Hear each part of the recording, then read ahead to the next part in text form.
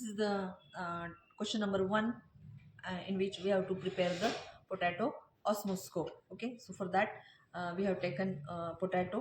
Okay, आणि त्या पोटॅटोला आपण हाफ करून घेतलं, एक जो बेस आहे त्याचा फ्लॅट करून घेतला आणि सुरुवातीला अगोदर आपण पील ऑफ केलं त्याला आणि नंतर एक अशी कॅव्हिटी या ठिकाणी बनवली. ओके, आणि खालचा सरफेस जरा थिन होईल अशा पद्धतीनेही आपण आतल्या बाजूने त्याची कॅव्हिटी करून घेतली. ओके, सो हा जो दिस कॉल्ड पोटॅटो ऑस्मोस्कोप. ओके, आता हा जो पोटॅटो ऑस्मोस्कोप आहे याच्या मदतीने आपण ऑस्मोसिस जी प्रोसेस आहे ती स्टडी करणार आहोत. ओके, मग त्यासाठी आता पुढे काय आपण करणार आहोत, ही एक पेट्री डिश आपण घेतलेली आहे आणि त्या पेट्री डिशमध्ये we have taken simple water but coloured water. हे साधं पाणी आहे आणि त्याच्यामध्ये थोडा कलर आपण टाकला आहे, जे आपण या पेट्री डिशमध्ये घेणार आहोत.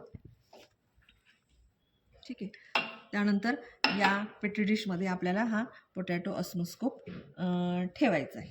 ठीक आहे, त्यानंतर या पोटॅटो ऑस्मोस्कोपमध्ये आपल्याला काय करायचं आहे, तर हे शुगर सोल्युशन आहे. सिंपल साखर पाण्यामध्ये टाकून आपण त्याला शुगर सोल्युशन बनवले. तर हे जे शुगर सोल्युशन आहे हे शुगर सोल्युशन आपण या पोटॅटो कॅव्हिटीमध्ये टाकणार आहोत. ठीक आहे,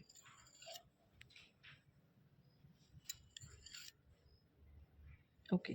आता हे शुगर सोल्युशन घेतल्यानंतर या शुगर सोल्युशनमध्ये आपल्याला ज्या लेवलपर्यंत आपण हे शुगर सोल्युशन घेतलंय ती लेवल दाखवण्यासाठी आपण इथे एक त्या लेवलच्या टॉपला आपण एक टाचणी इथे अशी लावून घेणार आहोत.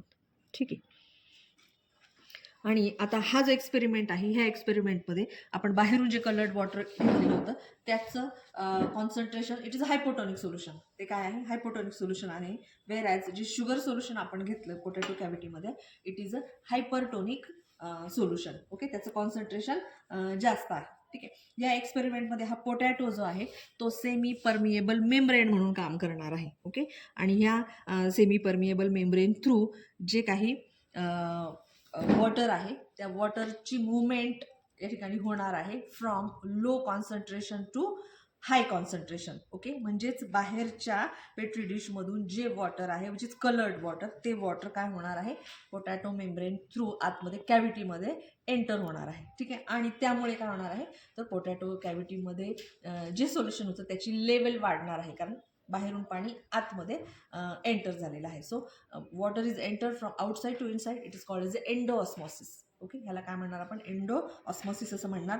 आणि आतमध्ये वाढलेली लेवल जी आहे तर ती कशी कळणार आपल्याला, आपण बाहेर कलर्ड सोल्युशन घेतलं होतं त्यामुळे ते कलर्ड वॉटर आतमध्ये एंटर होईल आणि पोटॅटो कॅव्हिटीमधलं जे सोल्युशन होतं इट वॉज कलरलेस आणि बाहेरचं वॉटर आत आल्यामुळे ते कलरफुल दिसेल ॲज वेल ॲज त्याची लेवल पण काय होईल, वाढलेली दिसेल. And it will simply show the process of osmosis. What is the principle of this experiment? When two solutions of different concentration are separated by semi-permeable membrane, the flow of solvent is from region of a weaker solution to the region of a stronger solution. Okay, आणि कुठपर्यंत, till the equilibrium level. Okay, equilibrium पर्यंत या ठिकाणी त्या वॉटरची outside to inside movement होत राहील. That is called as a endosmosis.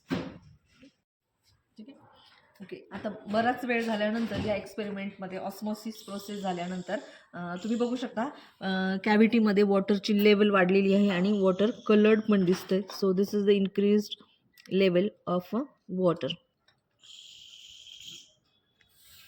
ठीक आहे, so you can see the difference between the levels. Okay, so here the process of osmosis completes, and this is the demonstration of this practical. This is the way you have to carry out this practical. Okay, thank you.